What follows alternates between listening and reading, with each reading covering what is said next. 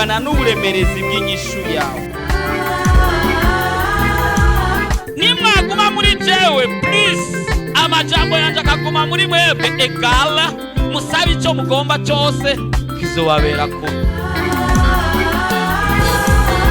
Ukeneye umwana, ukeneye kubaka, ukeneye kwishurwa ejo nk'aya mango, mu kwezi gukurikira nk'aya mango, mu mwaka uza nk'aya mango,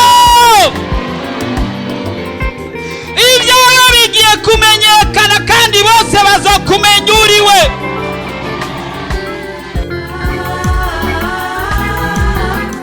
Ariko Yesu araha, ariko arakubaza ati ubu ugomba gukira nimugwaye.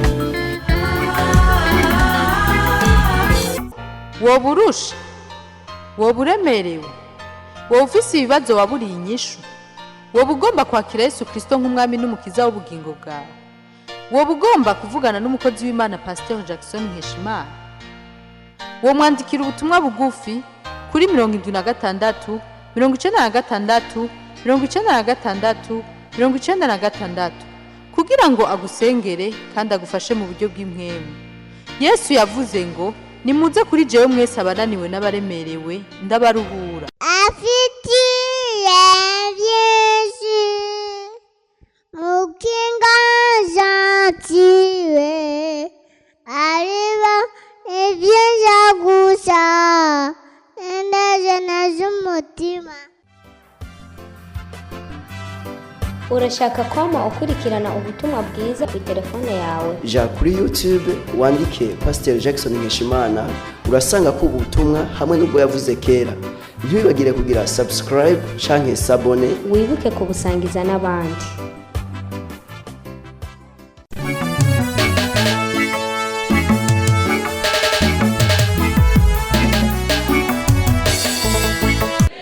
Turasoma ibyakozwe n'intumwa igice cya mbere ku murongo w'umunani.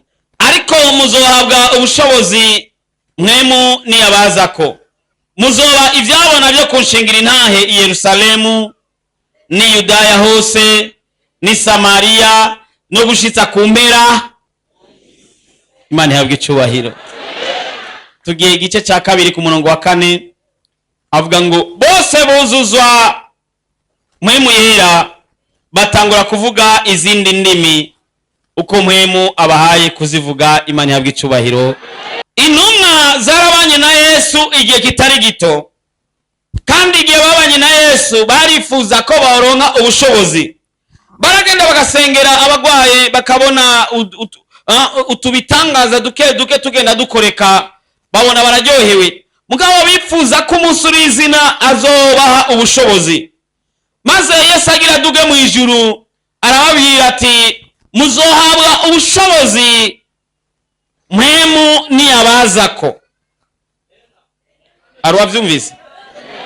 Arabyumvise. Muzohabwa ubushobozi mwemu niyabazako. Nukuvuga ko mwemu nataza nta bushobozi muronka, ariko muzohabwa ubushobozi mwemu niyabazako. Mama maze kubazako ngo muzoba ivyabona byo kunshingira intahe i Yerusalemu, i Yudaya, i Samariya no kugeza ku mpera y'isi. Bisigura ngo nimwahabwa ubushobozi muzoronka ubushizi bw'amanga bwo kunshingira intahe jewe Yesu. Ni Yesu yariko abivuga, si je nitwa Yesu, ariko ni Yesu yariko abivuga ati muzonshingira intahe muhereye aho muba. Tuvuge ni guhera mu Gahahe, mu Kinama, mu Kamenge, mu Ngagara, Bujumbura, Afrika yose kugeza ku isi nzima. Amen. Ngo muzohabwa ubushobozi mwemu niyabazako. Amena. Amena. Mwemu nakuzako uraza kuronka ubushobozi. Amena. Ushaka kuba ata ubushobozi bari bwaronke, ikimenyamenya niki? Umuntu afise ubushobozi, ijambo ry'Imana ritumye ngo azoshinga intahe, ni ukuvuga guhera ahaba kugeza ku mpera. Ariko hari abantu bari ngaho batarigera bashinga intahe za Yesu. Amena. Ntihabuze umuntu yicaye ngaho atarabwira ubutumwa ngo abantu bakizwe bashikana senkani bonyine. None agakiza ufise ukamaziki, erega impamvu utarapfa no kugira ngo ubwire abandi bakizwe. Uzi ko Yesu yagiye kudutegura aho tuzoba. Iyo aba ari uko ukijije ucuja mu ijuru, abakije bose bategereza kuca bapfa bakaca bigira mu ijuru. Ariko impamvu utarapfa ngo uje mu ijuru so kurya ibijumba, nivyo bibuza ababirya. Si kwambara neza, ntiyari yabuza abo zambaye. Ariko no kugira ngo ubwire abandi ubashingire intahe za Yesu. Amena. Amena. Buriya agakiza kawe kari mu makenga, karateye amakenga. Nawe ubwawe ntabyo uzi kukijijwe. Mumbarizo mwicaranye ati urabizi neza kukijijwe? Yakubwiye gute? Ati hari numara gukurikira gusenga kubera yashimye ingeso zawe. Icyo cyemeza ko wakijijwe, aho umuntu avuga ati jewe gasengeye aho nakasengera. Ati ujya akijijwe vraiment. Ndifuza kumera nkawe. Mugabo benshi uzamva babanyi bavuga ngo niba no kizo nka naka no tumandeka gukizo. Baraza desana. Ati muzoronka ubushobozi mwemu niyabazako ngo muzoba ivyabona byo kunshingira intahe i Yerusalemu, i Yudaya, i Samariya no kugeza ku mpera y'isi. Kuri 2:4 naho avuga ngo bose buzuzwa mpemu yera batangura kuvuga mu ndimisha. Mpemu yera kuzuye n'ibyo uvuga birahinduka. Haleluya. Ijambo mvise rivuga ngo reka mpemu akuzure. Hari abantu mpemu atarabuzura, yuzuye agapande kamwe akandi gapande kuzuyemo ibiyeri. Cyangwa wasanga nta gapande na kamwe mpemu arimwo yuzuye ibiyeri bibisi. Undi ugasanga yuzuyemo urwango. Undi ugasanga yuzuyemo amacakubiri. Undi nawe ugasanga yuzuyemo ubwicanyi. Ugasanga umuntu afise ikimuzuyemo kitari mpemu. Reka mpemu akuzure, araza gukuramo ubwo bucafu bwose, usigare widegembya umeze neza. Amena. Uwo mwemu yuzuye ntarinda kubikubwira, urabibona. Amena. Ifana ivuye muri frigo n'ifana ivuye mu kabati ntibimeze kumwe. Nibarinda kubwira ati ni ivuye mu kabati ni ivuye muri frigo. Uzikoze ko urabimenye. Ongo kweli. Uwagonzwe ni treni nimbabaho akaguma ari muzima. Nuwagonzwe ni kinga nibarinda kuba gutandukaniriza. Bavuze ati hari abantu babiri hajya bazanye, umwe yagonzwe ni kinga n'undi yagonzwe ni treni, ucubibwira ati uyu ni wagonzwe ni treni, uyu nawe ni wagonzwe ni kinga. Ibijumo bivuye ku muriro n'ibivuye mu murima ntibisa, biratandukanye. Umuntu yuzuye mwemu n'uzuye ikindi kintu biragaragara. Nimushaka kumarana amasaha 10 cyangwa umunsi umwe ngo bure kumumenya. Uzuye mwemu asohora gusivya impemu. Uzuye inzoga asohora ivy'inzoga. Uzuye urwango asohora ibibogaboga mu muntu, nivyo bidudubiza muri we, nivyo bisohoka. Haleluya. Umuntu wese rero ikimurimo nicyo kimusohokamo. Niyo mpamvu utegereza kuzura mwemu kugira ngo uzusohora amajambo. Ijambo ry'Imana tuvuga ngo tuzora tuvuga nk'abavugishwa. Amena. Amajambo avuga ati uragowe, karabaye, urapfuye, samajambo asohoka mu kanwa kacu. Tuvuga nk'abavugishwa. Urahiriwe. Ugiye kubona ivyiza. Uhora aragukunda kandi arakuzi. Manuranzi uranzi mwizina. Nivyo niyo majambo adudubiza mu muntu yuzuye mwemu. Umuntu yuzuye mwemu, inyambaro yiwe yashaka kukubwira ati uyu yuzuye mwemu cyangwa yuzuye ubwibone. Inyifato yiwe, imvugo yiwe, ingendo ye, ibimurimo byose biragaragara no mu maso. ingorane nuko abantu badashaka gukizwa ngo bashike mwemu yuzure. Ugasanga umuntu yavuye mu isi ariko isi ntiyamuvuyemo. Umuntu umwe yariko arambwira umuntu bamubwiye bari mu masengesho, umuntu tuzi ati twari mu masengesho nanaka, ati tuvuga rero, ati tera ikorasi tugira dusenge. Arayirondera arayibura, atarayibura pe. Ati tumubwira ati basi tera indirimbo y'umumizisiye w'isi nimba yarinde, ngo yaririmbye guhera ku ntango kugeza ku iherezo. Umuntu akava mu isi ariko isi ntimuvemo. Nizo ngorane. Hari abavuye mu isi mbwa bisi ntiyabavamo. Ubundi bamubwiye ngo aririmbe, acarimba karimbo ngo gumusenga Hakizimana. Urumva karakarimbo k'Imana. Mugabo na hakisi. Barasade sana. Nukuvuga ko mwema maze kuzura, n'ivyawe biragaragaza ko birimo mwemu. N'ivyumviro vyawe nk'ubu Imana yadushira kuri ekran ngaho ibintu byose umuntu wese ariko ariyumvira. Aniya muzuvuga ati nk'ubu bose bohumiriza, bose bagahumiriza bakagenda ntibambune. Aka kantu ca ndakajana ngaja kukagurisha.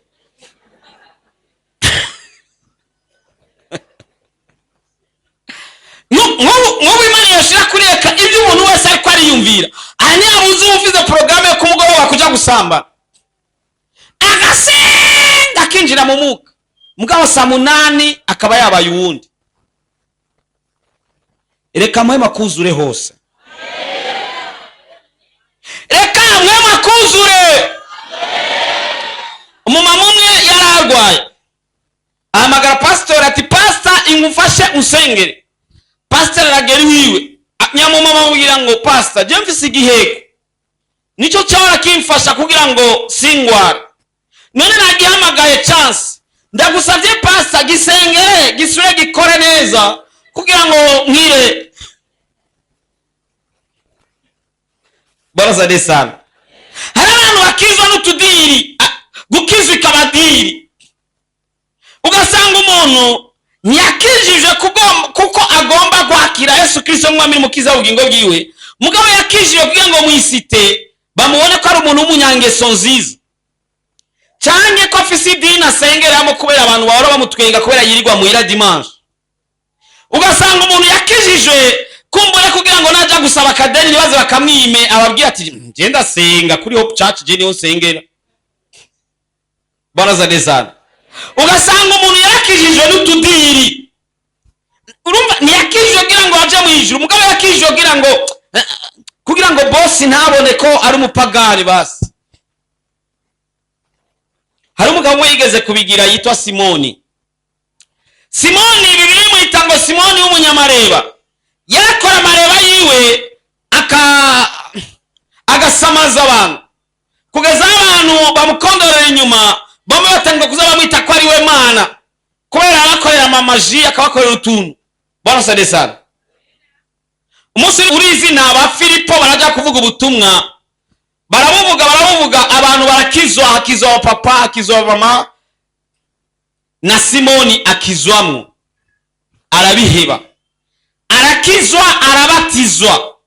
Mugabo nubwo yabatijwe yaravuye mu isi, mugabo isi ntiyamuvamo.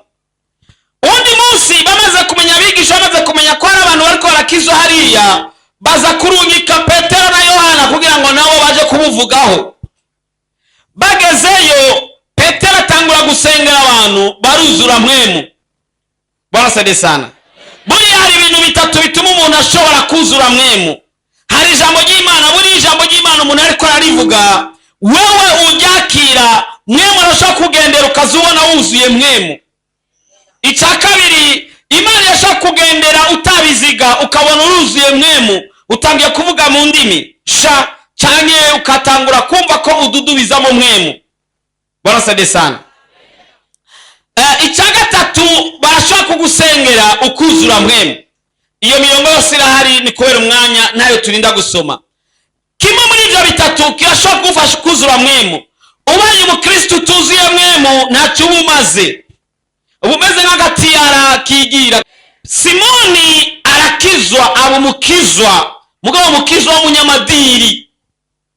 Abona Petero asengeye umuntu aruzura mwemu, avuga ati iyi niyo maji rero irusha izindi. Acabwira Petero ati ndaguha ngahe unsengere ubushobozi nanje bwo kuzora sengera abantu buzura mwemu. Hari abantu badakizwa ngo bashike, waguma abona amanoti. Abwira Petero ngo ndaguha ngahe ngo nanje ngo ngusengere ngo ubushobozi ngo nanje nzore ntanga ubushobozi bwo kuzura mwemu. Ariko Yesu yamaze kubivuga ngo muzohabwa ubushobozi mwemu yera niyabaza. Bwana sifiwe sana. Agakiza ni byiza kugafata katarimo madiri. Buriya abantu bose mubona bicaye ngasi bose baje gusenga. Hari warafise programme n'umukobwa ngaha, sasa mubwira ati turaza kuvugana mvuye gusenga, nawe ati ntuma sengeri wanyu. Hari ufise idini y'umuntu amufitiye ideni ngaha, avuga ati genda zasengera, tutuma twinjirana, asohotse ndamufata. Nyabuze aje gusenga, aje gusaba ijambo, umutegetsi kumbure bakorana asenga ngaha, avuga ati ambonye sengeri wabo n'ijambo nzomusaba zogemera. Kizwa vya vrai, apana madiri. Bwana sade sana. Reka mwema kuzure hose, reka mwemu yuzura amajambo yawe, reka mwemu yuzura impuzu zawe, wambare nk'uwuzuye mwemu di, utembere nk'uwuzuye mwemu. Singira agapimo ka mwemu mu metre, mugabo umuntu yuzuye mwemu uramubona, n'uzuye ibishakashaka cyangwa ibindi bintu uramubona. Reka nawe muhurira kuri restaurant urashaka kumenya uwuzuye mwemu n'utuzuye mwemu. Reka biyende bazane indya zidakwiye ubone ingene atera induru muri restaurant. Ucumume ugira biragoye. Reka nawe umupima biroroshe. Ari wo serva muhinja zidakwiye uraba ingene atera induru ugatangara. Nagakiza kugira ati ndagashize hasi murambone wondi. Bwana sade sana. Bwana sade tena. Umuntu yuzuye mwemu, imvugo yiwe iragaragaza, ibikorwa byiwe biragaragaza. Mbere umuntu yuzuye mwemu, madamu yiwe arabimenya. Umuntu yuzuye mwemu, umushinga nawe yiwe arabimenya. Umuntu yuzuye mwemu, abana barabimenya. Undi mwana bamubajije hari bariko barabaza ababatizwa ati mugira mufungure bigenda gute? Bagira baze mwigisha yagira baze yumve ko barabasenga. Umwana ase yari umukizwa, mugabo umwana avuga ati papa aravuga ati atake, ati tukaje gutangura gufungura. N'abana baramenya ko imbere yo gufungura musenga cyangwa muvuga atake. Umuntu yuzuye mwemu arinjira, ukumva n'ijwi rya mwemu yera rivuga. Umuntu yuzuye mwemu n'amaso y'umwemu aruguruka. Umuntu yuzuye mwemu n'ivyiyumviro by'ikimwemu biruguruka. Erega umuntu yuzuye mwemu mucyano hagira habe accident uramumva mu majambo ati yari kukagonga, murabona ingene kariko karatamba ati yabajena canda mucako nka cyumva tuyuzuye iki. Ucumene kimuzuye. Umuntu yuzuye mwemu aragaragara, apfa gutora ikintu azinye neco, ingaruka yavyo urabibona ko yuzuye mwemu cyangwa ko atuzuye mwemu. Agufatiye amahera y'ideni uratangara, abura 200,000 yawe ukazibona guza ikintu cy'umuriyoni. Umuntu yuzuye mwemu aragaragara. Bwana sade sana. Reka mwemu akuzure. Erega umuntu yuzuye mwemu w'Imana n'ivyo avuga nk'uvugisho. Erega umuntu yuzuye mwemu no kubesha ntibiza muri we. Nabuze n'uvuga amen. Oya niyo nisabiye. Amena. Umuntu yuzuye mwemu ntabesha. icyaha cya mbere gifata abantu benshi aha nk'ubu twabarira ku murongo tukabaza umuntu kw'indi yose we yaraheze atabeshe uvugisha ukuri kw'Imana k'umukristo noronka bake ngaha wongo kweri hari n'abaje ngaha babeshe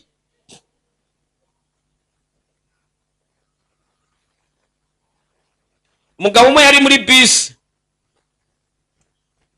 ngo yarivuye muri village mu Kamenge ngo aca yari yicaye inyuma ku ntebe mugabo bageze kuri foyer azabona umuntu amufitiye ideni nawe arinjiye aca bwiro bicaranye ati uyu mugabo amfitiye ideni ati kandi imisi yose amambwira ko ari ruguru kandi hari gihe abari mu gisagara ati reka nawe urabe ndamutelefone wumva aca mu telefone ati allo we ari inyuma avuga bukebuka ati allo gute wanda chavuga cyane ati mbabarire kabisa ndiko ndamanuka mvi Ngozi ati ninashika ndaguhamagara aho ndachavuga cyane ati reka turi kumwe muri bisi wewe undi muntu twari kumwe baramutelefona kumutelefona kumbe ari inyuma y'ikindi kibambaza aho nyene aritaba amubwira ko ari kure na wa wundi ari inyuma y'icyo kibambaza ivyo nivyo niboneye n'amaso atabavuga none ko ndakumva ijwi ritaciye kuri telefone ubwo ntituri hafi na hafi carabonana ivyo nivyo niboneye n'amaso undi yabeshe telefone ngo telefone zirabeshe telefone irabeshe cyangwa uyikoresha ni wabeshe bwana sade sana reka mwema kuzure ndugu yangu erega mwemu niyo simako izofatana n'ijuru mu gihe tuzatugiye mu ijuru nuzogenda gute utagira mwemu ko ari cyo kidodo kizoba ari kidodo kizokubita ku bantu none uzoba utagira mwemu gute ukabesha guhera mu gatondo kugeza amasaha ugasanga umaze kubesha kane kandi mu kwihana icyo ntiwigera wihana ari uko wasambanye ari uko wanyoye inzoga ariko wakoze ibintu uvuga ko ari binini mugabo kubesha ntubyitaho ko cyoba ari icyaha reka mwema kuzure amena reka mu bikorwa byawe utwo tudiri uriko urakora mutukore mugabo dukore mu kuri amena wuzure mwemu amena umuntu yuzuye mwemu ntajya gukotesha impuzu kugira ngo bamwemere iyo agiye kuresha urivuga uwo uri n'icuri naho ugeza bagashaka bakagukunda cyangwa bakareka kuko uzoba wuzuye mwemu amena mwemu rero amaze kwinjira muri wowe arakwemeza icyaha cyose aho kiri bigatuma ugiranira imigenderanire myiza n'Imana yawe umaze kugira imigenderanire myiza n'Imana yawe Imana itangura kuzivugana nawe hari ingabire z'imwemu amena muri izo ngabire za mwemu zitangura gukorana nawe ugatangura kumenya ibizoba amena ukatura ku bizoba bikaba nk'uko byatuye nk'ubu tugira tuba twatura ku kwezi kwa gatandatu tukwature kw'ivyiza aruwavuze amena tugira twature ku kwezi kwa gatandatu kutubera ukwezi kwiza uziko mu kwezi kwa gatandatu hari abantu bazogenda bapfa umumu kwiwe kandi muri abo nawe nturimwo bazopfa kubera abatarigera barapfa bayifata ibisanzwe erega ujya apfa abatarigeze gupfa biba bimushikiye ntaba yarigeze gupfa sivyo none rero mvuze ni ntuzopfa ubifata ibisanzwe abatazopfa bashira ukuboko hejuru mu kwa gatandatu nanje mu kwa gatandatu sinzopfa amena turatura kuko twuzuye mwemo turatura ukwezi kwa gatandatu ko ni ukwezi k'umugisha ni ukwezi ko kubona ibyiza ni ukwezi ko kwishurwa ni ukwezi ko gutera intambwe ni ukwezi ko kunguka ntuzohomba mu kwezi kwa gatandatu ntuzogira aksida mu kwezi kwa gatandatu ntuzokwibwa mu kwezi kwa gatandatu ntuzosubira inyuma mu buzima mu kwezi kwa gatandatu ukwezi kwa gatandatu tuzotera tuje imbere ukwezi kwa gatandatu ni ukwezi ko kumva ijwi ry'Imana ukwezi kwa gatandatu ni ukwezi ko kubona ibyo Imana iri kuyatwereka. Ivyo ndavyatuye mu izina rya Yesu kubw'ubuzima bwacu.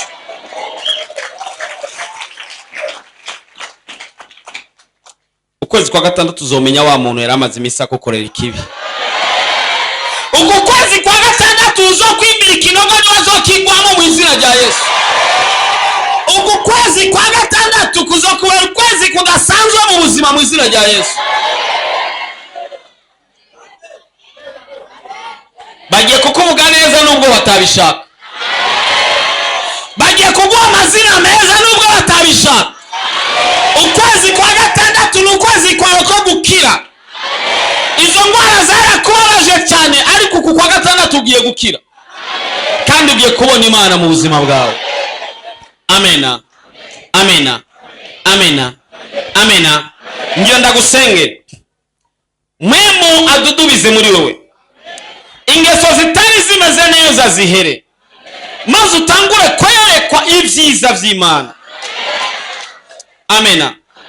Urazi kurara urota, uri kurarwa, ukarota uri kuragwa mu kinogo, uri kurajya utuyabu, kurajya imbeba, nivyo urota gusa. Bwana sade sana. Ariko muri uku kwezi ugiye kurota neza, ugiye kubona ibyiza by'Imana muri uku kwezi kwa gatandatu. Mwaba agiye kududubiza muri wowe, ugiye gutangura kuzora uvuga ikintu kiba nko gucatuye. Uku kwezi kwa gatandatu Imana ishira ijambo mu kanwa kawe kugira ngo icyo watura kibe nk'uko cyatuye.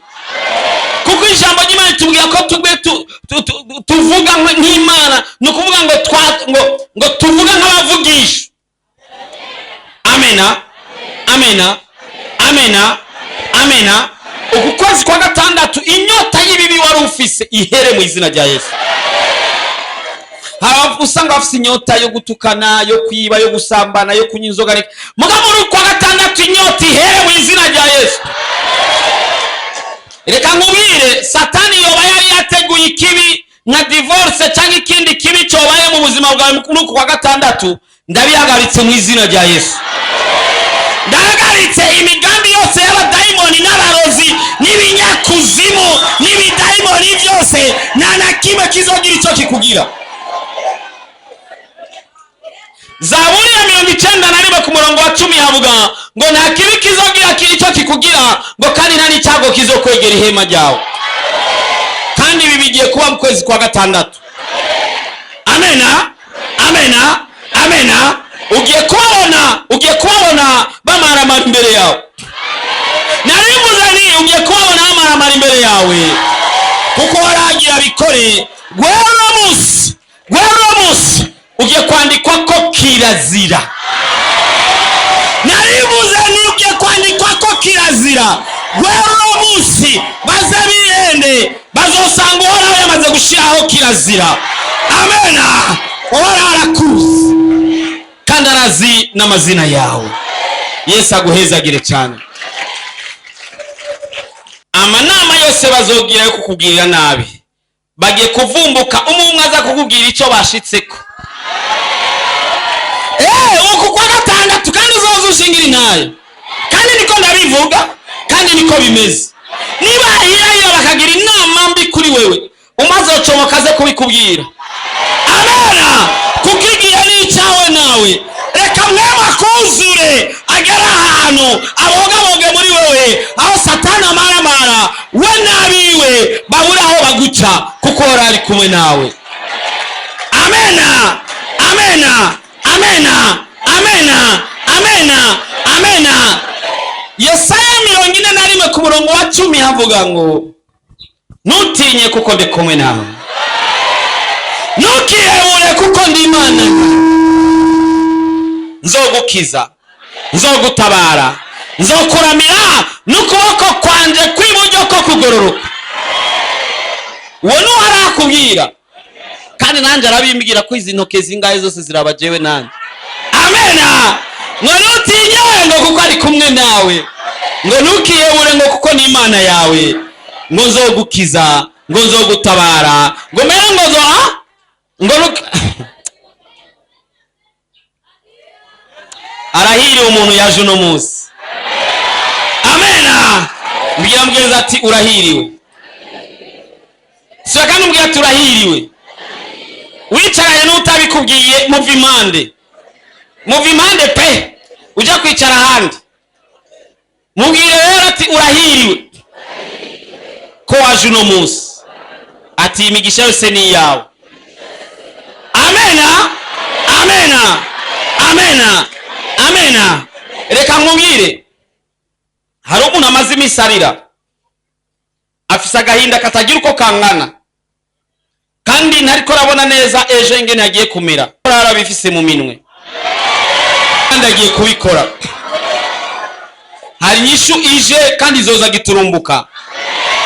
Kandi uzocumenya ko ari wa musi. Uze wibuke zino tariki. Yesu aguhezagire. Tugira dusenge. Ngira senge n'umuntu agomba kuzura mwemu muri hose na vyose.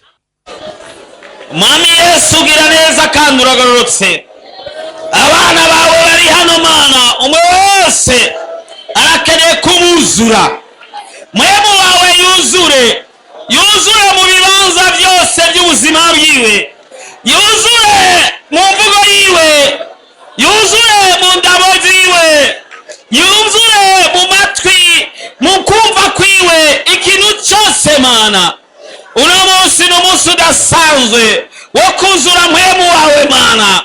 Reka abana bawe buzure mwemu. Reka abana bawe nibasohora amajwi basohore buzuye mwemu. Reka winjire mu buzima bwose bw'ubuzima bwabo mu izina rya Yesu Kristo. Reka wuzure mana. Reka mana abatari bwagushingira intahe batangure kugushingira intahe guhera aho baba kugeza hose mwami.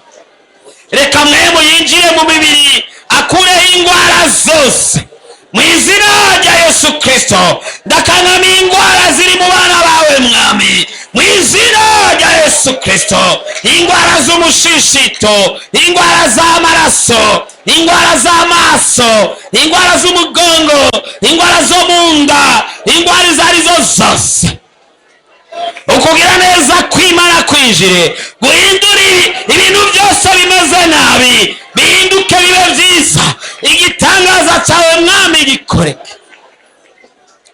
Mana nziza, reka wiyerekane mana. Reka abana bayabone gutandukanye kw'ingene abana b'abantu bameze n'ingene wowe umeze mu izina rya Yesu Kristo. Reka uhindure ibintu mu buzima bw'abana bawe mu izina rya Yesu Kristo. Ibyari bipanze nabi bihinduke bipangwe neza mu izina rya Yesu Kristo. Mana baronka amakuru mashasha avuye mu ijuru yuko inzozi zabo zigiye guhinduka mu izina rya Yesu Kristo. Ndugaje inyota y'ibiyayuramutwe mu izina rya Yesu. Ndugaje inyota y'ibyaha mu izina rya Yesu Kristo. Ndugaje inyota y'ibibi byose mu izina rya Yesu Kristo. Reka abana bawe batangure kurota iby'ijuru. Reka abana bawe batangure kubona iby'ijuru mu izina rya Yesu Kristo. Ingo zazigira zisambuke tazisubije hamwe mu izina rya Yesu. Reka abana wiyerekane nk'Imana. Reka batakuzi bakumenye. Ndizeye Kristo ko byumvise kandi ko bikoze ni mu izina rya Yesu Kristo umwami wacu. Amena.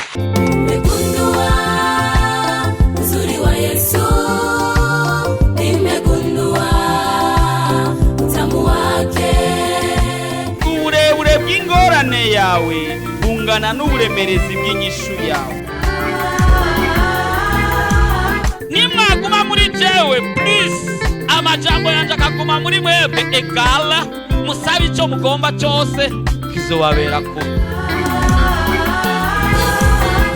Ukeneye umwana, ukeneye kubaka, ukeneye kwishugwa ejo nk'aya mango, mu kwezi gukurikira nk'aya mango, mu mwaka uza nk'aya mango. Ibyawe bigiye kumenyekana kandi bose bazokumenya uriwe.